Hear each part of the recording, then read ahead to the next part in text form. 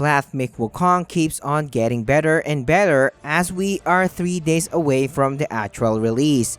Today we are diving into the game further and talking about its good and bad points that will help you even more decide if you want to go for this game or pass on it. I'll be doing this as spoiler free as possible, and whether you're hyped or just curious, here are 10 things you need to know before you jump into this epic journey. First up, Myth Wukong isn't just meeting the hype but it's exceeding it. From what I've seen so far, the game delivers on most of its promises. Thanks to the recent reviews from major outlets, we've finally confirmed Wukong's offerings to the table. Whether the game is visually stunning or letting the player in for an action-packed experience, this game has you covered.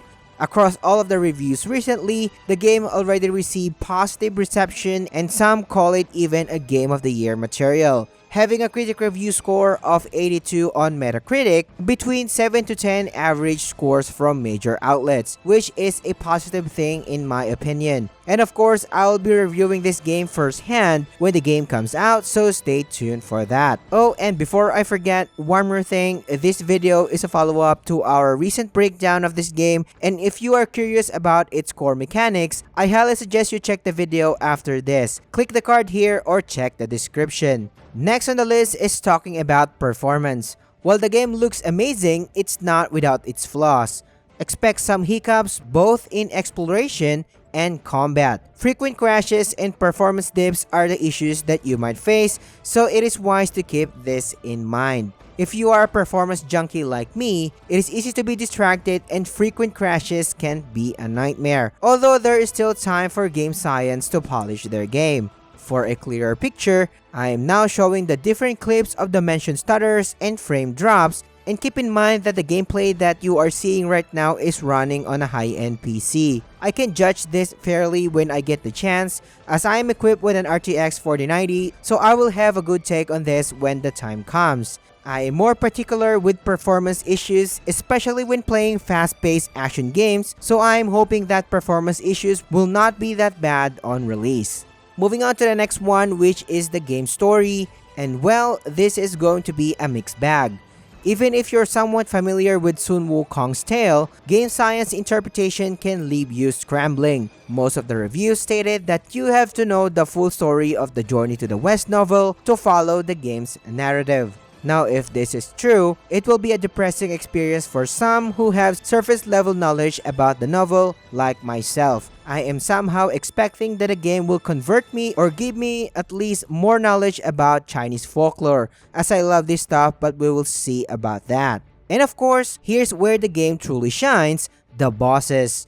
These bosses aren't just your run-of-the-mill bosses, and this is already expected from our end. Judging from the recent feedback, each one has its depth and feels incredibly unique. Boss battles are the heart of the game and they will deliver in spades in this regard. Also, I keenly pay attention to bosses' physics, and as far as I can tell, game science delivered well in this regard. Seeing the newly surfaced early game bosses perform well is really a good sign. I can see their precise movement, and every moveset and hit feels great and weighty. The only question now is whether they can retain this quality of the bosses until the end, and I will surely find out. Moving on to the next one, which is Myth Wukong is divided into chapters, and from what we've known so far, there will be 6 in total. This structure adds a nice sense of progression as you make your way through the game. Of course, each chapter will have its areas and you will have the freedom to explore and discover different bosses within each chapter. But just a heads up, invincible walls are a thing in this game, can be a bit of a buzzkill for many. There's also no map, which might be a challenge if you are not a veteran Souls player.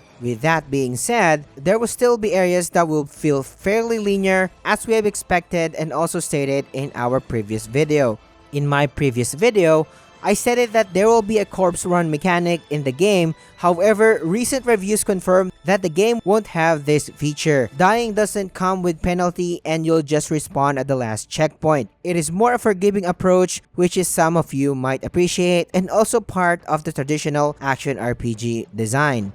Let's talk more about combat, and game science has really stepped up here. Combat feels fluid and satisfying as mentioned previously and as we have expected. Just a little bit of recap, even though this is not a Souls-like title, don't get the impression that the game is going to be easy. General review consensus that bosses will be difficult, fair, and engaging, and this excites me to the core. Of course, there is a level of subjectivity in here, but I'm still expecting that it will provide a fair challenge. They've definitely delivered on this front, and I am not usually a fan of bow staff, as you know, as I have sold my soul to katanas and swords. But after seeing how they perform in the game, and I think we will all have a splendid experience with the bow staff gameplay. Moving on to the next one, and all through the years, we've already known the game's beauty. Recent reviews also confirmed that the overall graphic fidelity of the game is simply phenomenal. After for so long, I have waited for a game that will look and feel truly next gen, and I think Wukong is going to be the first that will deliver the said experience. Especially with the level design, every area is jaw-droppingly gorgeous, making exploration a visual treat according to the recent review clips. And judging from the clips, anyone can easily see the game's beauty thanks to game science efforts and Unreal Engine 5. Now the next one is more information about character progression. Although I will not dive into the details or how it works specifically,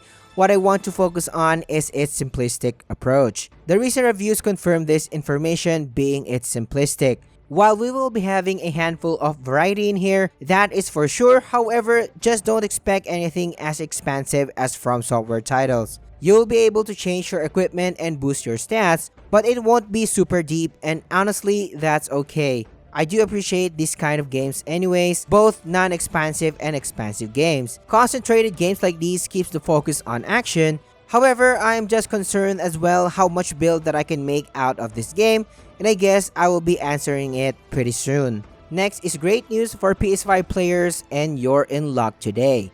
We finally have some PS5 footage to check out, and it's looking great so far.